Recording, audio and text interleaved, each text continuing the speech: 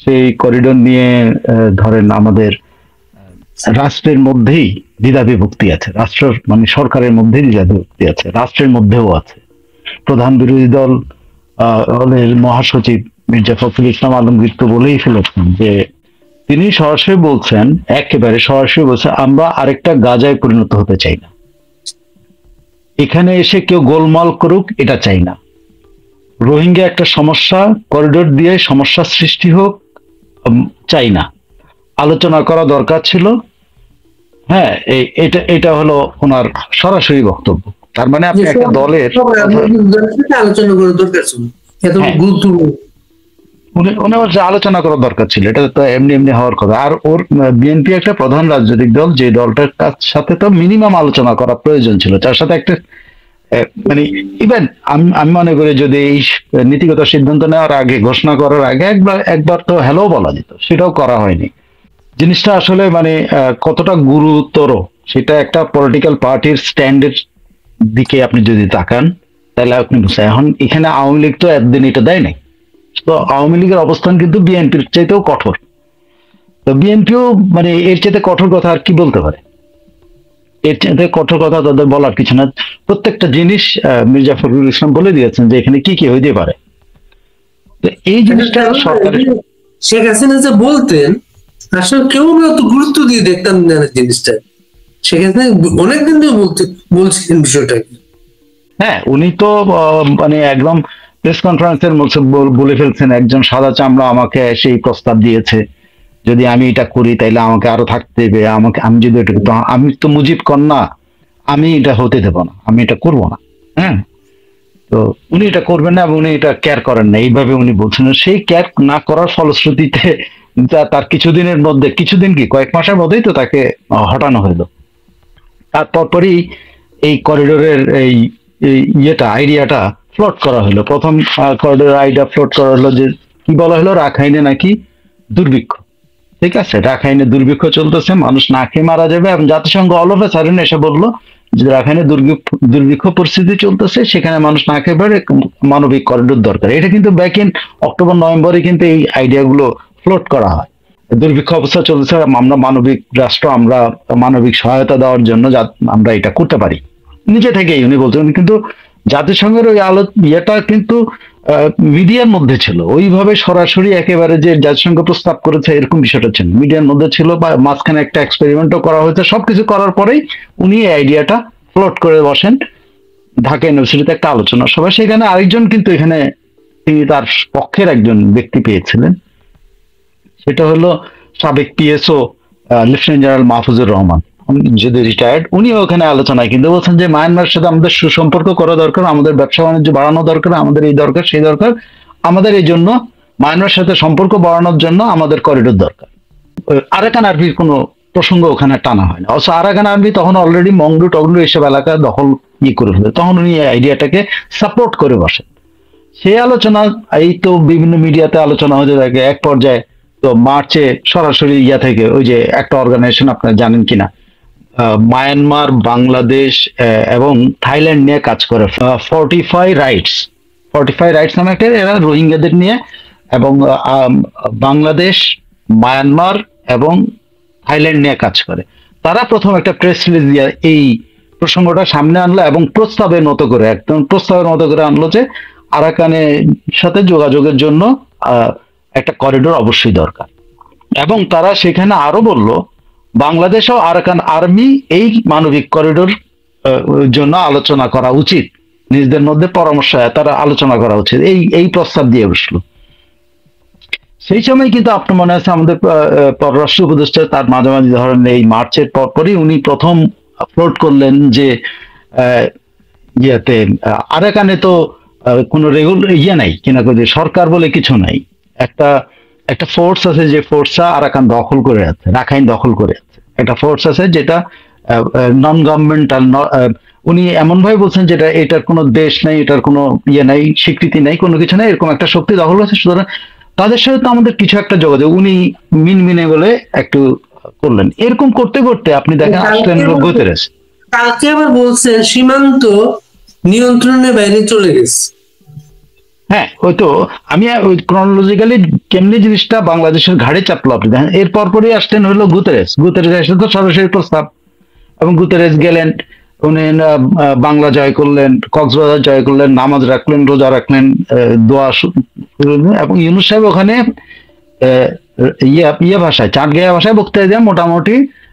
মানে ইয়েরা আরাকানিরা যা বলে, মানে রাখাইন আরাকান আর্মি যা বলে এই রোহিঙ্গাদেরকে, যে এরা তো ইয়ে বাঙালি, এরা তো রোহিঙ্গা বলে কোনো যে, এরা হলো বাঙালি, এরা এখানকার কেউ না, এরা এখানে আসছে, এদেরকে এখানে থাকতে, যে কথাটা বলে উনি ওটা প্রতিষ্ঠিত করলেন। এবং তারপরে থেকে কিন্তু এই করিডোর আলোচনাটা ব্যাপকভাবে ইহা। আর অল অফ এ সাডেন আচমকা আজকে এসে পররাষ্ট্র উপদেষ্টা এই ঘোষণা দিয়ে দিলেন যে ওনারা নীতিগত সিদ্ধান্ত নিয়েছেন। এখন এই নীতিগত সিদ্ধান্ত নিয়েছেন, কিন্তু আমি আপনাকে জানিয়ে রাখতে পারি যে সরকারের মধ্যে উপদেষ্টা পরিষদেও কিন্তু এই বিষয়টা আলোচনা হয় না, এবং উপদেষ্টারা এই ব্যাপারে দ্বিধাবিভক্ত। যারা মিনিমাম সেন্সেস আছে যে এই করিডোরটাতে কি হতে পারে এবং করিডোর নামে কি হয়, মিনিমাম সেন্স যাদের, তারা কিন্তু এটার পক্ষে ছিল না। বা এই আলোচনাটাই এটা প্রধান উপদেষ্টা এবং খলিলুর রহমান সউদ্যোগে এটা জাস্ট চাপায় দিয়েছে বাংলাদেশের ঘাড়ে।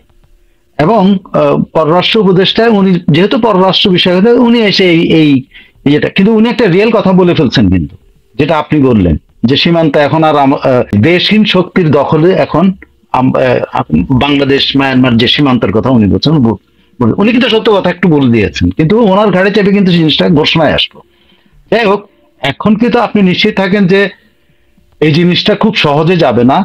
আমি জানি না এটা কি কারণে হচ্ছে, তবে কতগুলো কারণ যেগুলো বলা হয় সেগুলো কিন্তু বিভিন্ন সময় আলোচনা হয়েছে, যেমন আরাকান আর্মির, এটা নিয়ে অনেকের অনেক জিজ্ঞাসা। সেটা আপনি বলছেন। আরাকান আর্মির একটা জিনিস আছে, আপনি জানেন আরাকান আর্মি কিন্তু চাইনিজ অস্ত্র নিয়ে কিন্তু যুদ্ধ করে, ঠিক আছে, ওরা চাইনিজ অস্ত্র নিয়ে, কিন্তু চায়নার সাথে ওদের কিন্তু সম্পর্কটা ওরকম জোরালো না। বাট আবার চায়নার সাথে ওরা যোগাযোগ রাখে এবং চায়না থেকে সুবিধা নেয়, কারণ চায়নার অনেকগুলা বন্দর, এইটা সেটা স্থাপনা এই এই এই ইয়েতে রাখাইন এলাকার মধ্যে বঙ্গোপসাগরীয় এবং ওই যে ইয়ে নদীটা, ইরাবতী নদী, সরি ইরাবতী নদীর উপর, নাফত হলো সীমান্ত আর ইরাবতীটা হলো ভেতর দিয়ে, ওর ভিতরে কিন্তু অনেকগুলো স্থাপনার সাথে চীনের সম্পর্ক আছে। চীন কিন্তু একটা কি বলে বেসরকারি যোগাযোগ ওদের সাথে আছে, কিন্তু ওরা কিন্তু প্রকাশ্যে কিন্তু আরাকান আর্মিকে সাপোর্ট করে না। এই জন্য তারা মিয়ানমারের জান্তাকে স্ট্রংলি সাপোর্ট করে। মিয়ানমারের জান্তা এখন পর্যন্ত চাইনিজ অস্ত্র এবং চাইনিজ কি বলে জঙ্গি বিমান থেকে শুরু করে সবকিছু তারা ব্যবহার করে। হ্যাঁ, তো চায়নার সাথে তাদের ইয়ে সম্ভব। এখানে আবার ভারতও আছে। হ্যাঁ, ভারতেরও এখানে মিনি বন্দর, এই বন্দর সে বন্দর, নদী বন্দর এগুলো করে কিন্তু ভারতও এখানে একটা অবস্থান করে, কারণ ভারত আমাদের জামাতে ইসলামী চায়নার কাছে আবেদন করছে ওইখানে একটা রোহিঙ্গা মুসলমান রাষ্ট্র করার জন্য। কিন্তু এখন আপনি বলতে পারেন যে এখানে কি হচ্ছে হলো আরাকান আর্মি যেটা চাচ্ছে, আরাকান আর্মির যে মাদার অর্গানাইজেশন, মানে ফাদার অর্গানাইজেশন বলে, যে ফাদার অর্গানাইজেশন যে পলিটিক্যাল উইং যেটা, তাদের আপনি ম্যানিফেস্টো অনেকদিন ধরে এই জিনিস কিন্তু তারা তাদের ইয়ের মধ্যে দেওয়া আছে, তাদের ওয়েবসাইট গুলোতে সবগুলো দেওয়া আছে, যে কি সেটা হলো তারা ওখানে একটা রাষ্ট্র করতে চায় যেটা ইসরায়েলের মতো শক্তিশালী হবে। এর বাইরে কিছু নাই কিন্তু তাদের কথাবার্তায়। তার মানেটা কি, তাদের একটা ভিশন যে এই অঞ্চলের মধ্যে একটা রাষ্ট্র হবে ইসরায়েলের মতো। তার মানে ইসরায়েল কি করে, ইসরায়েল পুরো মিডল ইস্ট দাবড়ায় বেড়ায়, তারা দাবড়ায় বেড়াবে। এবং এর সাথে আরো দুটো সশস্ত্র গোষ্ঠী কিন্তু সম্পৃক্ত, এরা তিনটা সশস্ত্র গোষ্ঠী কিন্তু একসাথে হয়ে কাজ করে, আরো দুটো আছে। তো তারা কিন্তু এই এলাকার মধ্যে একটা দেশ করতে চায় যে ইসরায়েলের মতো শক্তিশালী। এটা কিন্তু idea, but there are lot of ideas আছে। কিন্তু আইডিয়াজ এর মধ্যে যেটা ধরেন জামাত বলছে যে একটা ইসলামী রাষ্ট্র গড়ে তোলো, আবার চায়নার আছে একটা বুদ্ধিস্ট রাষ্ট্র গড়ে তোলা, আবার বলা হচ্ছে যে আমেরিকার একটা প্রস্তাব আছে যে এখানে একটা খ্রিস্টান রাষ্ট্র গড়ে তোলা। কিন্তু এগুলোর কোনো কিছু কিন্তু কেউ অফিসিয়ালি বলে নাই, বাট একটা রাষ্ট্র গড়ার যে একটা পরিকল্পনা সবাই মিলে আছে, এতে কোনো সন্দেহ। কিন্তু এক একজনের ইন্টারেস্ট একটা। এখানে রাষ্ট্র হতে গেলে চায়না একভাবে রাষ্ট্র দেখতে চায়, ঠিক আছে, আর আমেরিকা আরেকভাবে রাষ্ট্রটা দেখতে চায়, দুই ধরনের। আর এদিকে বাংলাদেশের যে ইসলামপন্থীরা একটা ইসলামী রাষ্ট্র দেখতে চায়। তাই ইসলামী রাষ্ট্র দেখতে গেলে নিজের ভূখণ্ড যদি চলে যায় তখন কি হবে, সেটা কিন্তু কেউ বলছে না। এই তিনটার মধ্যেই কিন্তু জামাতের যে উদ্যোগ বা একটা ইসলামের, সেটা কিন্তু বাংলাদেশের ভূখণ্ড চলে যেতে পারে, এখানকার মুসলিমরা সেটা মিলে একটা এই প্রতিষ্ঠা করতে কক্সবাজার এসব এলাকা নিয়ে। আবার আমেরিকার যে উদ্যোগটা, এটা সবাই জানে, অফিসিয়ালি হয়তো বলা হয় না, কিন্তু আমেরিকা কিন্তু এখান থেকে করিডোর চাচ্ছে অনেকদিন ধরে। তাদের যে প্রশান্ত মহাসাগরীয় এলাকার ইন্দো প্যাসিফিকের অনেক বড় সেকেন্ড ইন কমান্ড কিন্তু কিছুদিন আগে বাংলাদেশ ঘুরে গেছেন, ঠিক আছে, ওনার চীন সফরের আগেই, প্রধান উপদেষ্টা চীন সফরের আগে কিন্তু এসে গেছেন, কারণ তারা ওই আইডিয়া নিয়ে কাজ করে, তারা চায় করিডোর। কিন্তু দুঃখজনক হলো জানেন, এই করিডোর শুধু কেন বাংলাদেশ থেকে, এই প্রশ্নটা কেউ করছি না আমরা, আমরা কেউ এটা কিন্তু আমাদের কোনো আমি দেখি না আমাদের রিপোর্টিং গুলোতে কেন বাংলাদেশ এটা দিতে যাবে, যেখানে ইউএন বা পশ্চিমা শক্তি বা যে কেউ তারা বিভিন্ন ভাবে কিন্তু ওখানে ইয়ে করতে পারে। আপনি এয়ারলিফটিং করেও তো ওরা খাদ্য পাঠাতে পারে, এইড পাঠাতে পারে, সবকিছু। কেন করিডোর লাগবে? এক। দুই নম্বর হলো ওখানে কিন্তু আপনার ওই যে নাফ এবং এর সংযোগ স্থলে এখানটা পুরোটা রাখাইনের এলাকা, ওইটা কিন্তু আরাকান আর্মির এখন দখলে। আগে না হলে এটা আরাকান আর্মির দখলে ছিল না, তাতাবর বা জান্তা বাহিনী যেটা ওদের সাথে ছিল না, ওরা দখলে, কিন্তু এখন তো আরাকান আর্মির দখলে। তাহলে বঙ্গোপসাগরীয় উপকূল কেন ব্যবহার করতেছে না? ওদের বন্দর আছে, সীতাও বন্দর আছে, সেখানে ব্যবহার করতেছে না। মানে ওইটা না, আমাদের ভিতর দিয়ে লাগবে। কেন আমাদের ভিতর দিয়ে লাগবে, আমরা কেন এটা করতে? এটি হলো এখন সবচেয়ে বড় প্রশ্ন, যে আমাদের এত আগ্রহ কেন? ভাই, আমাদের সবার আগ্রহ না, 2-3 জন লোকের আগ্রহ শুধু।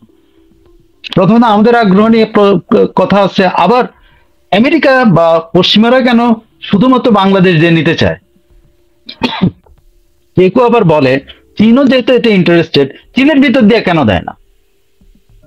এটাও বলা হচ্ছে, ঠিক আছে, চীনের ভিতর দিয়ে কেন মানবিক করিডোর, শুধু বাংলাদেশে কেন? এখানে একটা সবচেয়ে বড় জিনিস ব্যবহার সবসময় একটা আশঙ্কা, সেটা হলো যে ধরুন আপনি এই করিডোরটা দেওয়ার সঙ্গে সঙ্গে কি হবে জানেন?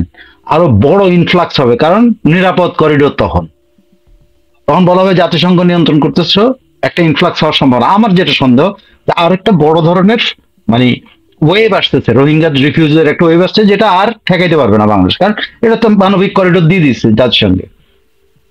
আর জাতিসংঘ এখানে যখন নিয়ন্ত্রণ নিতে পারবে না, দেখেন দুইটা পার্ট, একটা হলো বাংলাদেশ দিয়ে করিডোর দিয়ে যেতে, তখন বাংলাদেশ অঞ্চল জাতিসংঘ থাকবে ব্যবস্থাপনায়, কিন্তু নিরাপত্তাটা কে দেখবে? এটা কিন্তু সেটেল না, এটা কিন্তু এখনো প্রকাশিত না কে নিরাপত্তা। এখানেও কিন্তু কোশ্চেন আছে, বাংলাদেশ পার্টে না হলে বাংলাদেশ আর্মি দেখলো, বা বাংলাদেশের বর্ডার গার্ড দেখলো, বা একটা ফোর্সেস তৈরি করা হলো, যে এই এই করিডোরের নিয়ন্ত্রণ করার জন্য একটা ফোর্স তৈরি করা হলো, তারা করলো। কিন্তু মায়ানমার পার্ট বা আরাকান পার্টে কে করবে? আরাকান পার্টে যদি আপনার নিরাপদ না রাখতে পারে, বাংলাদেশ পার্টে নিরাপদ রেখে তো লাভ নেই, কারণ আপনার মানবিক সাহায্যটা পৌঁছাতে হলে আরাকানকেই আপনি নিরাপদ রাখতে হবে। আরাকানে আপনার যদি নিরাপদ না রাখতে পারেন ওই করিডোর, তাহলে আপনি এই মানবিক সাহায্য বাংলাদেশের ভিতর দিয়ে কোথায় নেবে না? তো ওই পার্টের নিরাপত্তা কে দেখবে? সেটা কি জাতিসংঘ শান্তিরক্ষী দেখবে? সেটা তো বাংলাদেশ দেখতে পারবে না, কারণ বাংলাদেশ তাদের বাউন্ডারিতে যেতে পারবে না। আবার সেখানে মায়ানমার আর্মি নাই, সেখানে আছে আরাকান আর্মি, যাদের সাথে আমাদের অফিসিয়াল কোনো সম্পর্ক নেই। তাহলে ওই জায়গার নিরাপত্তা কে দেখবে? বাংলাদেশে বর্ডার পর্যন্ত না হলে বাংলাদেশ পৌঁছাইলো, তারপরে যদি নিরাপত্তা না থাকে, এবং সেটা যদি জাতিসংঘ নিরাপত্তার বা শান্তিরক্ষী বাহিনী হয়, সেটাতে কারা আসবে? ও এই শান্তিরক্ষী বাহিনী আমেরিকা আসতে পারে, এই শান্তিরক্ষী বাহিনীতে ফ্রান্স আসতে পারে, এই শান্তিরক্ষী বাহিনীতে অন্যরা আসতে পারে, ব্রিটেন আসতে পারে। So actually what is going to happen, এটা কিন্তু ক্লিয়ার কাট কোনো আইডিয়া এখন পর্যন্ত নাই। যে আপনার সবচেয়ে বড় করিডোর তৈরি করাটা বড় বিষয় না, করিডোরকে নিরাপদ রাখা ওটা হলো বড়। এখান থেকে স্মাগলিং, কারণ এই অঞ্চলটা মাদকের স্মাগলিং, এই অঞ্চলটা হলো হিউম্যান ট্রাফিকিং এর একটা অঞ্চল, যেখান দিয়ে ধরুন মালয়েশিয়াতে পাচার হচ্ছে, যেখান থেকে অস্ট্রেলিয়া পাচার হচ্ছে, যেখানে নিউজিল্যান্ডে পাচার হয়, যেখানে থাইল্যান্ডে পাচার হচ্ছে, বিভিন্ন জায়গায় পাচার হচ্ছে। তো এটা একটা হিউম্যান ট্রাফিকিং এর কিন্তু corridor, at the same time এটা হলো মাদকের করিডোর। এখন এই করিডোর আসলে কি কাজে ব্যবহার হবে? শুধু যদি মানবিক ত্রাণ বা ত্রাণ সাহায্যের জন্য হয়ে থাকে, তাহলে এটার নিরাপত্তা কে দেখবে? এটা তো ফিক্স হইতে হবে আগে। সেটা না নিশ্চিত হয়ে আপনি করিডোর দিয়ে দিলেন, সেই করিডোর দিয়ে আপনি আবার জোয়ারের মতো করে রোহিঙ্গারা আসলো, অথবা ওই পার্টটা, ওই যে আমি যে বললাম ওই সংখ্যাগুলো চলে আসবে। এখানে কি আমেরিকা আসতেছে, না ফ্রান্স আসতেছে, না ব্রিটেন আসতেছে, না কে? এই সংখ্যাগুলো থেকেই যাবে অনেকগুলো, বুঝছেন, জটিল বিষয়গুলো খুব সহজভাবে দুইটা ভাষায় বলে দিলে আমরা নীতিগত সিদ্ধান্ত নিচ্ছি, কিন্তু আসল ইয়েগুলো আরেকটা মানে বড় জিনিস যেটা এই প্রথম প্রকাশ পেলো, সেটা হলো অনেক বড় বিষয়, কিন্তু এটাও মানে গুরুত্ব পায় না আমাদের আলোচনার মধ্যে। সেটা হলো দেখেন, জাতিসংঘ মধ্যস্থতা করতেছে কোন জায়গায়? বাংলাদেশ এবং আরাকান আর্মির সাথে। এই জায়গায় কিন্তু জাতিসংঘ মধ্যস্থতা করতেছে। জাতিসংঘ কিন্তু আরাকান আর্মি এবং মিয়ানমারের সাথে কিন্তু মধ্যস্থতা করতেছে না, সেটা মধ্যস্থতা কে করতেছে? বাংলাদেশ। তো বাংলাদেশ কতগুলি রিস্কের মধ্যে পড়লো, আমি বুঝাইতে পারছি যে মধ্যস্থতা, জাতিসংঘের তত্ত্বাবধানে একটা করিডোর হবে, সেই করিডোরের বাংলাদেশ এবং আরাকান আর্মির মধ্যে মধ্যস্থতা করতেছে হলো জাতিসংঘ, আবার বাংলাদেশ করতেছে হলো কিনা ওই যে আরাকান আর্মি এবং মিয়ানমারের সাথে বাংলাদেশ মধ্যস্থতা করতেছে। তাহলে বাংলাদেশ তো বলে যে আমরা এখন পর্যন্ত তাদেরকে স্টেটহীন মনে করি বা মনে করি, কিন্তু করলে কি মাঝখানে মধ্যস্থতা করার কথা উঠছে যে বাংলাদেশ সেটা করছে। কিন্তু এই যে করছে, এখানে শত্রু কে হচ্ছে? 1 নম্বর শত্রু কিন্তু বাংলাদেশ হচ্ছে। বাংলাদেশকে কিন্তু বলি, খেয়াল করে দেখেন, আরাকান আর্মি যদি কোনদিন শত্রু মনে করে বাংলাদেশকে মনে করবে, মিয়ানমারও যদি শত্রু মনে করে মিয়ানমার মনে করবে। আর মিয়ানমার যদি এটাতে অ্যাগ্রি না করে, তাহলে তো মিয়ানমার সারা জীবনের জন্য বাংলাদেশের শত্রু হয়ে গেল, ঠিক আছে, যদি অ্যাগ্রি না করে।